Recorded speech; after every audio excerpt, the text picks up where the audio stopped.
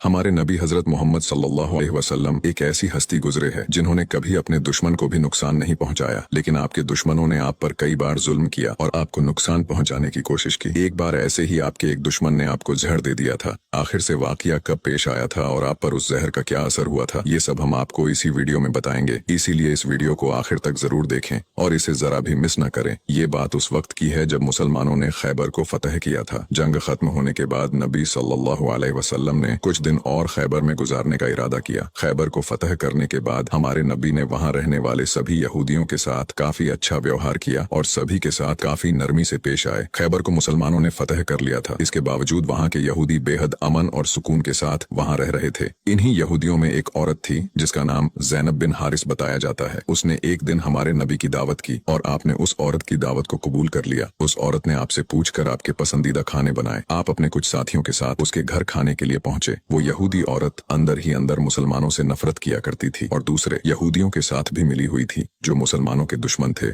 उस औरत ने खाने में पेश होने वाले बकरी के गोश्त में जहर मिला दिया था। जब जहर से भरे उस गोश्त को आपके सामने पेश किया गया और आपने खाने के लिए एक निवाला उठाया और अपने मुंह में रखा तो आप समझ गए कि इसमें जहर मिला हुआ है। आपने तुरंत अपने साथियों को खाना खाने से रोक दिया और कहा कि इसमें जहर मिला हुआ है, लेकिन अफसोस के आपके कुछ साथी उस वक्त तक कुछ गोश्त खा चुके थे जिसकी वजह से उनकी शहादत हो गई। कहा जाता है कि जहर के बारे में हमारे नबी को उस जहर की बोटी ने ही खबरदार किया था। इस वाक़े के बाद उस औरत के साथ साथ उसके सभी साथियों से पूछताछ की गई तो उन्होंने न सिर्फ अपना गुनाह कबूल किया बल्कि ये भी कहा कि हमने आपके साथ ये इसलिए किया क्योंकि हम ये देखना चाहते थे कि आप अल्लाह के सच्चे नबी हैं या नहीं। अगर आप अल्लाह के सच्चे नबी हैं तो इस जहर का आप पर असर नहीं होगा और अगर आप अल्लाह के नबी नहीं हैं तो हमें आपसे छुटकारा मिलेगा। ये बात तो सब जानते हैं कि हमारे नबी ने कभी किसी से बदला नहीं लिया, जबकि आप पर कई बार बहुत जुल्म किया गया जिसके बारे में कोई सोच भी नहीं सकता। लेकिन जब उस जहर की वजह से आपके सहाबा की शहादत हुई थी तो कानून के मुताबिक उस औरत को भी कत्ल कर दिया गया। लेकिन कुछ रिवायतों में आता है कि उस औरत ने खुदकुशी कर ली थी। वही कुछ रिवायतों में कहा जाता है कि उस औरत को माफ कर दिया गया था। इस बारे में कई मुफस्सरीन अपनी अलग अलग राय रखते हैं। एक हदीस में हजरत आयशा फरमाती है कि जब नबी सल्लल्लाहु अलैहि वसल्लम की जिंदगी के आखिरी दिन चल रहे थे और आप बीमार रहा करते थे, उस समय आप कहा करते थे कि खैबर में जो मैंने जहर से मिले हुए गोश्त का टुकड़ा खाया था उसका दर्द मैं आज भी महसूस कर सकता हूँ। ये बात कई किताबों से साबित है कि उस जहर का असर हमारे नबी के आखिरी दिनों में देखा गया था और इसी जहर के असर ने आपकी वफात में एक अहम किरदार अदा दिया था।